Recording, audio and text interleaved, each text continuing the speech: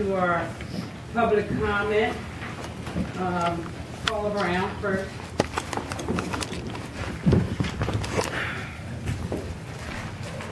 Good evening. Hello. I have some questions for council. The water company paved half of the streets on Highland Avenue, Lawrence Avenue, and Hamilton Avenue.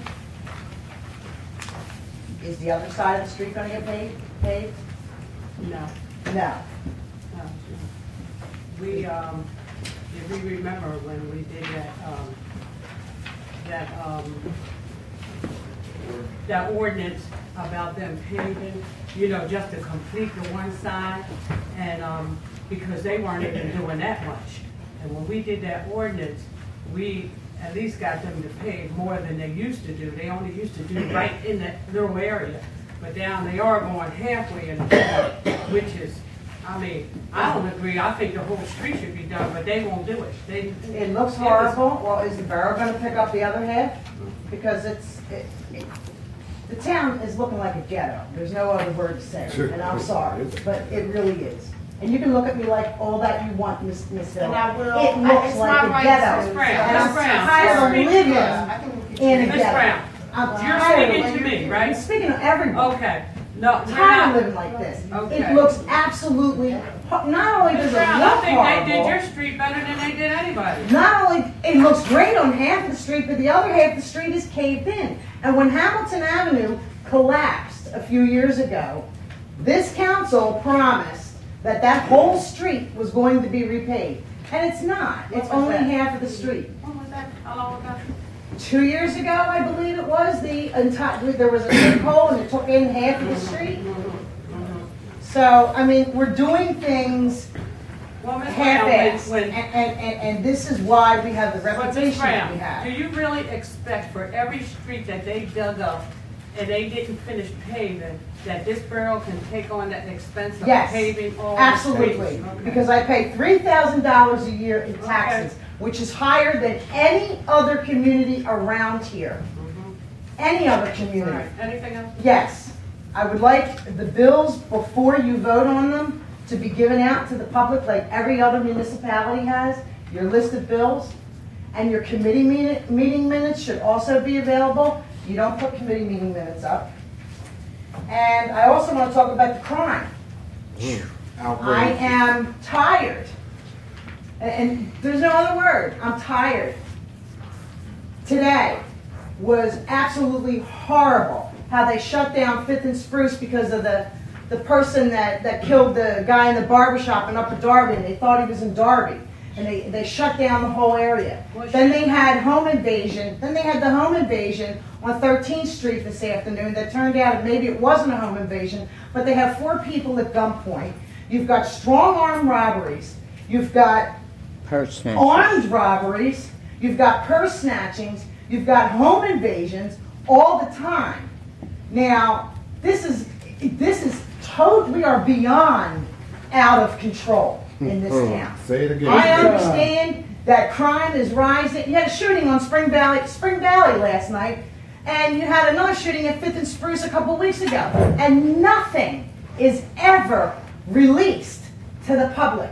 I hear it, I put it out. That's because you're a scanner, Ms. Brown. Yes, I have a scanner. But let me say this to But you, Ms. Brown. listen, let me finish. You're taking up the 3 minutes. Go ahead. Yeah, you only have a few minutes, right? I'll Yeah. answer when you finish. Okay? I put that out because everybody has a right to be aware, to protect themselves, to stay out of those areas, or to guard themselves. But this council and this mayor do not release anything. When Sherry Davenport's nephew got shot, his stomach was blown out in BVM a couple months ago. That still wasn't released. This is not right that you hide this crime from us. Chester has shootings every day, and within the hour, it's in the paper, it's on the news, it's broadcasted, so people are aware. So there's 2 things, the awareness, and it's got to stop. And the way it stops is you have to hire police officers. If I'm going to pay $3,000 in taxes every year, I deserve to be protected, and I deserve to have the police officers that are working overtime, that are strained, that I hear every single day.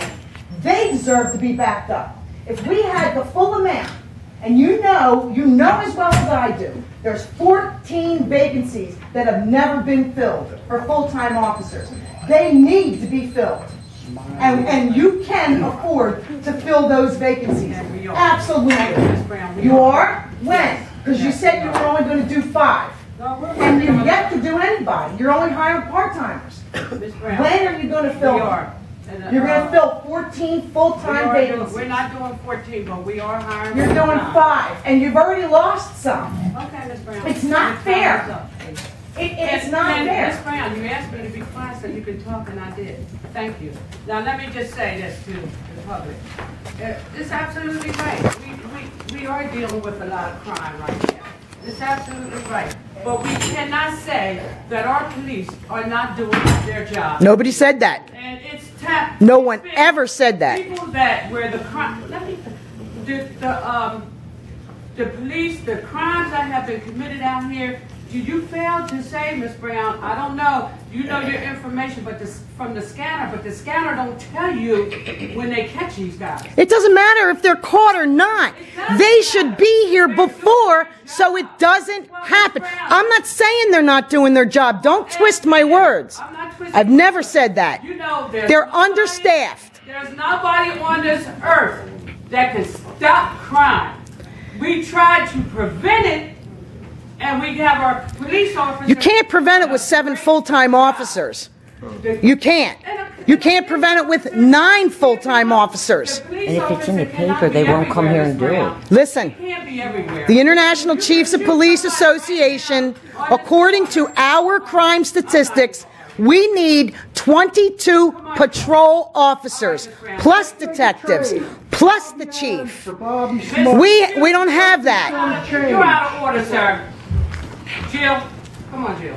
This is all right. Don't worry. It's good for the better. Excuse me, sir. I said you're out of order. Come on, Jill. Excuse me. I just wanted to say, Jill, give me your name and I'm sorry, address, please. my name is Jillian Tharagood, 1136 Kenwood Road.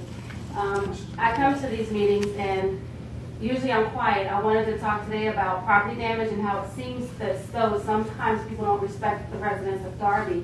The vendors that come, like somebody busted a hole in my stucco while putting up the little outside little thing that they have to put out, the gadgets that they put out, the little heat, what are they called? Meters? Yeah, the meters. But they, like the gas meter? Yeah. So that my stuff was all messed up there, so the people never came back up and reached out to them. It's like they don't respect us, and that's the problem. That's the problem that some of us have is that, you know, we are hardworking residents. The trash truck, I watch him every single Monday and Thursday run over my step. This last Thursday that passed, me and my 13-year-old were standing outside. He was stuck. He gunned it and gunned it and gunned it. He's lucky he didn't run us over because we were trying to take his picture. Right. So we need, I guess it's communication. I reach out, but do I have to reach out daily? It becomes, that's what gets people frustrated when you have to keep reaching out, like, am I being heard?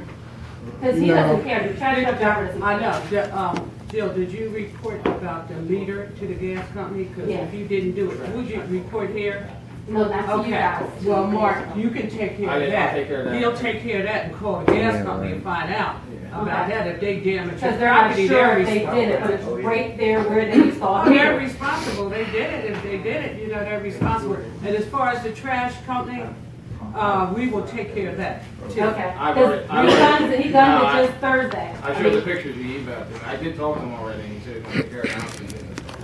I think he chose his biggest trouble Thursday just to You spite us. You be around tomorrow to show us the stucco? Yes. Okay, we'll stop over so we can get pictures of it. And you know, sometimes they don't understand. You're right. They do take those big trucks down a small street. Now, I understand sometimes they have a problem like in the park. Sometimes people park on the corners. They complain to us about people parking on the corners and they can't get their truck around. But that's not the case all the time. Yeah. So And that does happen sometimes on our block, and we'll knock on the door and get people moved. Exactly. But we'll take care of that. Thank you, Jill. Thank you. Okay. Is anybody here from the Liberian Association? Oh, no, they're not here yet.